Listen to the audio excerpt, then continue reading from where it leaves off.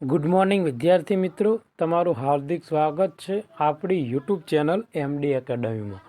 તો આજે આપણે વાત કરવાનું છે આજના મહત્ત્વપૂર્ણ કરંટ અફેરની। આ કરંટ અફેર ગુજરાતમાં બધી જ એક્ઝામ માટે મોસ્ટ ઇમ્પોર્ટન્ટ છે। તો શરૂઆત કરીશું। હાલમાં મિત્રો વિશ્વ ઉડ્ડયન અને જે અંતરિક્ષ યાત્રી દિવસ છે તે ક્યારે ઉજવવામાં આવે છે? તો મિત્રો જવાબ આવશે 12 એપ્રિલ। હવે આ દિવસની શું કામ ઉજવણી કરવામાં આવે એની પાછળ કંઈક કારણ તો હશે ને મિત્રો, તો જોઈએ આપણે। તો મિત્રો આ જે વિશ્વ ઉડ્ડયન જે અંતરિક્ષ યાત્રી દિવસ છે એ દર 12 એપ્રિલના દિવસે ઉજવવામાં આવે।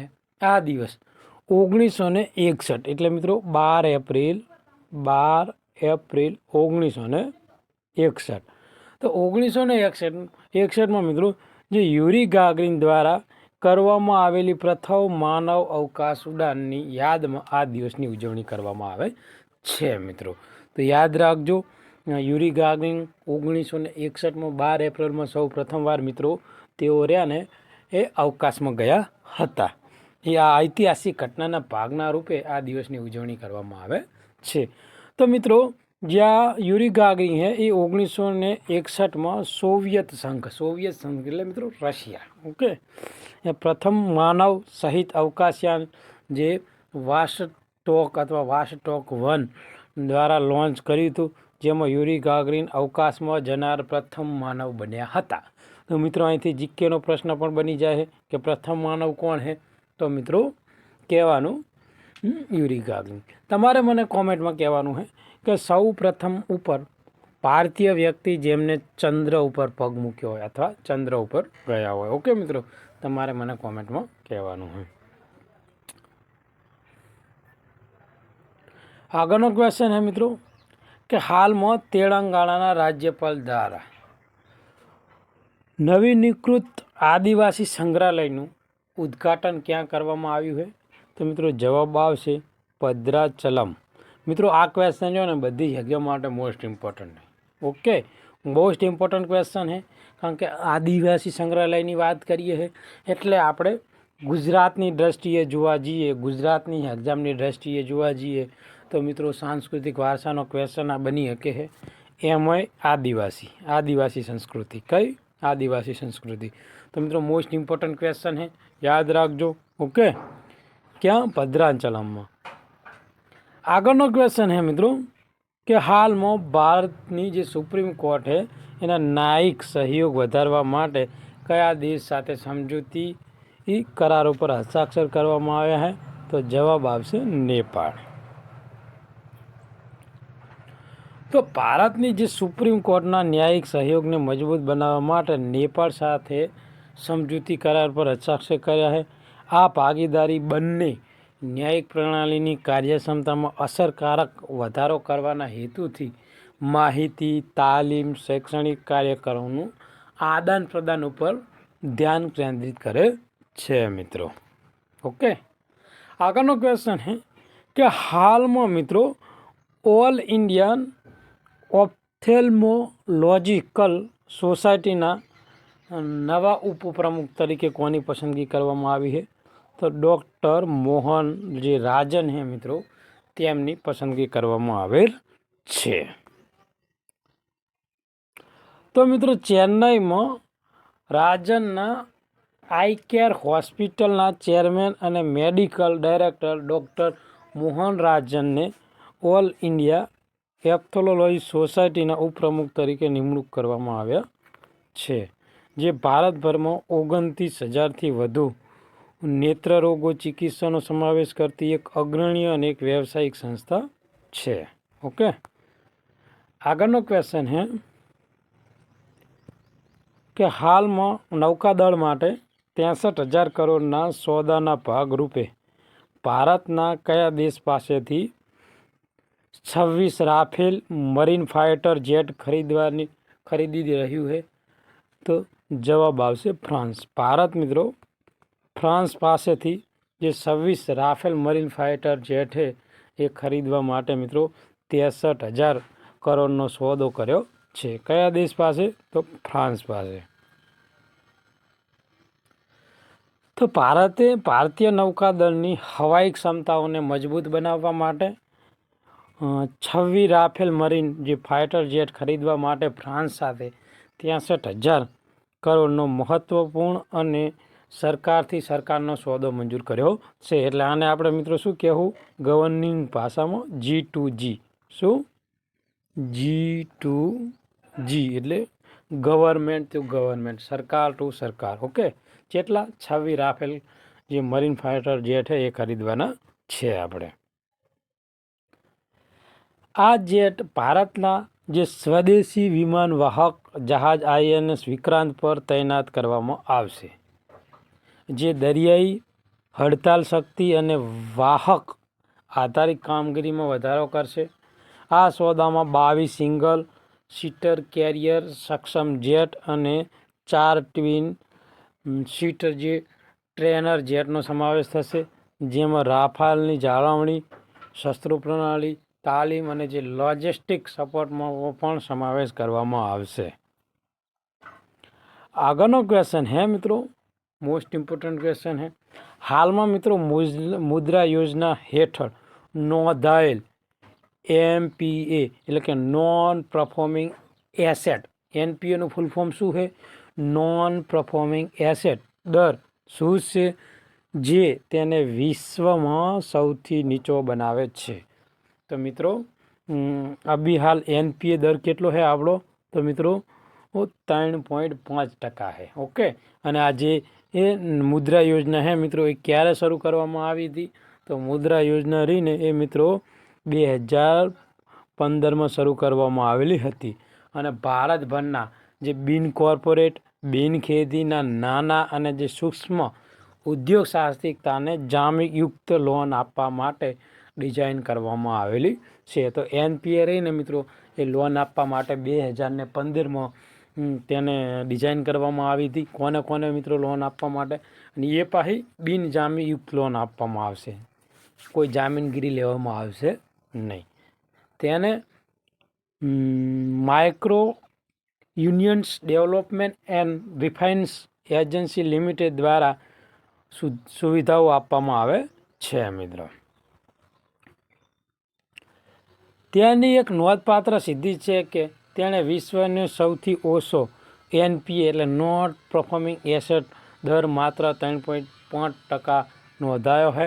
આ નીચો NPA દર્શાવે છે કે મોટા ભાગના દેવાદારો સમયસર તેમની લોનની ચૂકવણી કરી રહ્યા છે. એટલે કહેવાનો મતલબ એવો છે કે જેટલા પણ ભારતમાંથી મિત્રો જેઓ લોન લે છે દેવાદારો, એ બધા સમયસર લોન ચૂકવી રહ્યા છે. જો સમયસર લોન ચૂકવે તો જે આ NPA દર છે ને NPA દર એ નીચો રહે. ઓકે, જે મજબૂત નાણાકીય સ્થિતિ જાળવી રાખવા અને નાના ઉદ્યોગ શાસ્ત્રીને સશક્ત બનાવવામાં આ યોજના રહીને એ મહત્ત્વપૂર્ણ મિત્રો ભાગ ભજવે છે.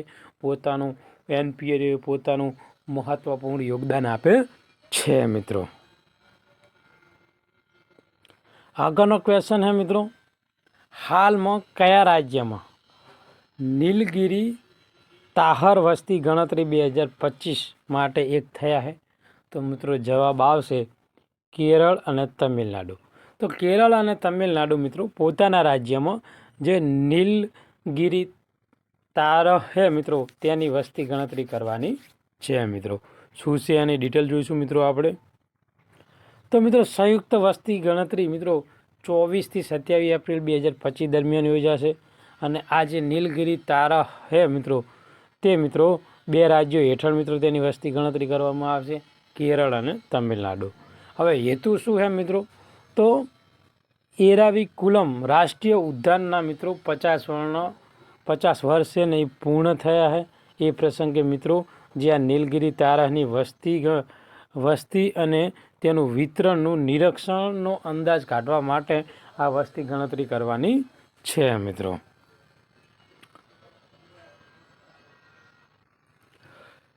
કેરળમાં મિત્રો તિરુવનંતપુરમથી વાયનાડ સુધી 20 વન વિભાગોમાં મિત્રો 89 વસ્તી ગણતરી બ્લોક છે. તમિલનાડુમાં નીલગિરી તારાના નિવાસસ્થાનમાં 173 વસ્તી ગણતરીના બ્લોક છે મિત્રો. તો મોસ્ટ ઇમ્પોર્ટન્ટ મિત્રો ક્વેશ્ચન છે. આવનારી કોઈ પણ એક્ઝામમાં પૂછાઈ શકે. ઓકે.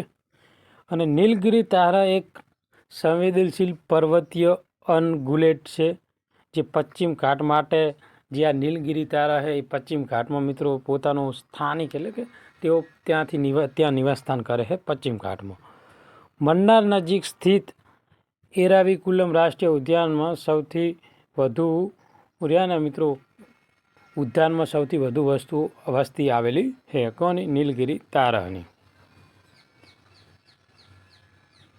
હાલમાં મિત્રો મહિલા સુરક્ષા અને સશસ્ત્રીકરણ ઉપર સ્ત્રી સમિટ 2025નું આયોજન ક્યાં કરવામાં આવશે? તો હૈદરાબાદમાં. ક્યાં? હૈદરાબાદમાં સ્ત્રી સમિટ 2025નું આયોજન કરવાનું છે.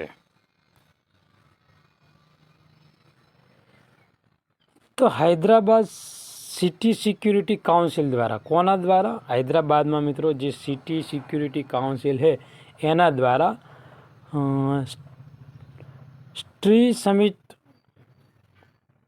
15 એપ્રિલથી 2025ના રોજ મિત્રો યોજાશે. અને આરીને બીજી આવૃત્તિ હશે. કેટલામી? બીજી આવૃત્તિ હશે, જે મહિલાઓની સલામતી અને સુરક્ષા ઉપર ધ્યાન કેન્દ્રિત કરે. ઉપરાંત જે સીવી આનંદના નેતૃત્વ હેઠળ HCSC જે નૈતિક જવાબદારી તરીકે મહિલાની સુરક્ષાને સુનિશ્ચિત કરવા માટે પ્રતિબદ્ધ છે અને સહિયારા શિક્ષણ અને સહયોગ દ્વારા કાર્યક્ષમ ઉકેલ વિકસાવવામાં તરફ એક મહત્વપૂર્ણ કામ કરી રહ્યું છે. મિત્રો આગળનો ક્વેશ્ચન છે કે હાલમાં વિશ્વનું પ્રથમ 3D પ્રિન્ટિંગ ટ્રેન સ્ટેશન ક્યાં બનાવ્યું છે? તો જાપાન દ્વારા મિત્રો આ પ્રથમ 3D પ્રિન્ટેડ ટ્રેન સ્ટેશન બનાવવામાં આવેલું છે. હાલમાં રાષ્ટ્રીય સુરક્ષિત માતૃત્વ દિવસ ક્યારે ઉજવવામાં આવે છે?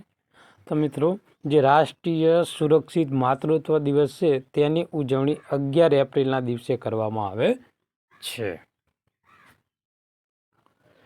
તો ભારતમાં દર વર્ષે 11 એપ્રિલે ઉજવવામાં આવતો મિત્રો રાષ્ટ્રીય સલામતી માતૃત્વ દિવસ એ માતૃત્વ આરોગ્ય સંભાળ પર વિશેષ રીતે જાગૃતિ લાવવા માટે આ એક મહત્વપૂર્ણ રાષ્ટ્રીય અભિયાન છે. એટલે માતૃત્વના જે આરોગ્યની સંભાળ માટે જાગૃતિ લાવવા માટે આ દિવસની આપણે ઉજવણી કરીએ છીએ. મહાત્મા ગાંધીના પત્ની કસ્તુરબા ગાંધીની જન્મજયંતિ નિમિત્તે આ દિવસની ઉજવણી કરવામાં આવે છે, જે દરેક સગર્ભા અને સ્તનપાન કરાવતી મહિલાઓ માટે આધારપૂર્ણ અને પર્યાપ્ત સંભાળ સુનિશ્ચિત કરવાની જરૂરિયાતનું પ્રતીક છે. મિત્રો અને મિત્રો આ વર્ષની થીમ શું છે? તો સ્વસ્થ શરૂઆત આશાપદ ભવિષ્ય. મિત્રો યાદ રાખજો, મોસ્ટ ઇમ્પોર્ટન્ટ છે મિત્રો થીમ. ઓકે, સ્વસ્થ શરૂઆત આશાપદ ભવિષ્ય. અને 2023માં વ્હાઇટ રિબન જે એલાયન્સ ઇન્ડિયા દ્વારા મિત્રો શરૂ કરાયેલ છે. આ દિવસની શરૂઆત મિત્રો 2013થી મિત્રો જે વ્હાઇટ રિબન એલાયન્સ છે ને એના દ્વારા કરવામાં આવેલી છે. તો આજનું મહત્વપૂર્ણ કરંટ અફેર આપણે અહીંયા પૂરું કરીએ. આ કરંટ અફેર તમને ગમ્યું હોય તો તમારા મિત્રોને શેર કરજો, આ વિડીયોને લાઈક કરજો.